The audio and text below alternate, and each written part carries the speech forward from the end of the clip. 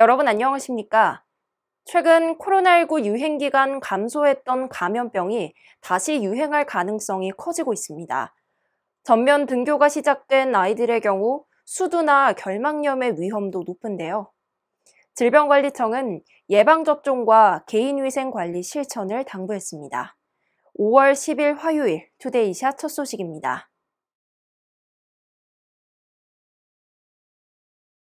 윤석열 정부의 공식 출범을 알리는 제20대 대통령 취임식이 오늘 오전 국회에서 열렸습니다. 오늘 진행된 취임식에는 국내외 귀빈과 정부 관계자, 초청받은 일반 국민 등 4만 1,000명이 참석했는데요.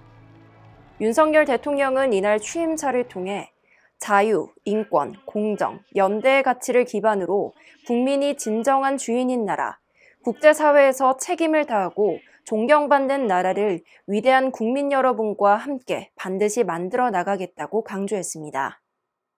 자유, 인권, 공정, 연대의 가치를 기반으로 국민이 진정한 주인인 나라, 국제사회에서 책임을 다하고 존경받는 나라를 위대한 국민 여러분과 함께 반드시 만들어 나가겠습니다.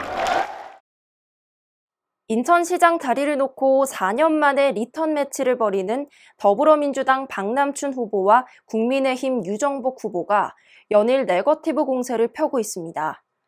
박남춘 후보는 어제 인천시 전 환경국장 6명이 치켜 세운 유 후보의 수도권 매립지 사자 합의는 사용기간 연장이라는 빌미를 제공해 매립지 종료에 걸림돌이 됐다고 지적했습니다. 또 정치권을 기웃거리는 전직 간부들의 행태는 후배 공무원들에게 침을 뱉는 것이라며 맹비난했습니다. 유정복 후보는 박남춘 후보가 전임 시장이 벌인 일에 숟가락만 얹어 별명이 버튼 누름 시장이었다고 저격했습니다. 유 후보는 최근 박 후보가 시장 선거를 의식한 연이은 착공식 참석으로 빈축을 샀다며 지금이라도 자신을 돌아보고 시장직을 과연 잘 수행했는지 자문해야 할 것이라고 말했습니다. 가정의 달인 5월엔 장난감을 많이 사기도 하지만 그만큼 사용하지 않아 버려지는 장난감도 많은데요. 인천시가 장난감을 재활용하는 시범 사업을 추진 중입니다. 나연진 아나운서가 현장 취재했습니다. 아이들의 손을 떠난 장난감. 한 쓰레기 소각장에 수북이 쌓여 있습니다. 플라스틱 외에도 여러 가지 재질이 섞여 있는 장난감은 자연 분해가 되지 않고 재활용이 어려운 물품에 속하는데요.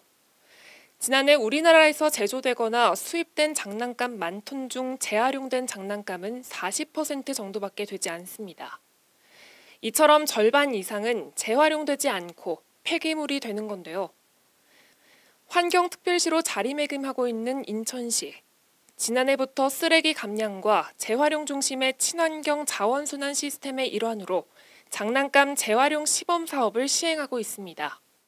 작년에 시범 사업으로 버려지는 완구류를 사실은 통상 종량제 봉투에 버려지고 있었는데 소각되거나 매립됐었는데 그걸 플라스틱으로 배출을 해서 그걸 수거를 한 다음에 재활용 업체에서 파쇄 분쇄를 해서 플라스틱 재질과 기타의 재질로 재활용을 하는 사업을 추진하게 됐습니다. 예.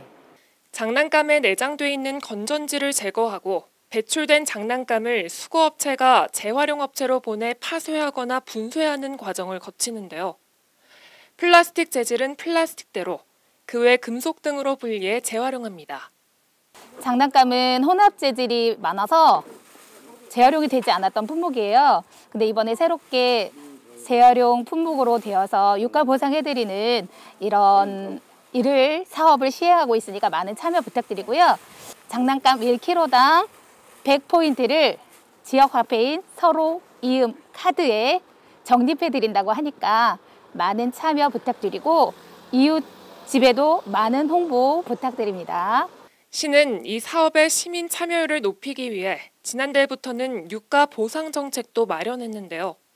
재활용용품을 수집하고 있는 인천 이음가게에 플라스틱 장난감을 가져오면 1kg당 100포인트를 인천 이음카드 인센티브로 지급합니다.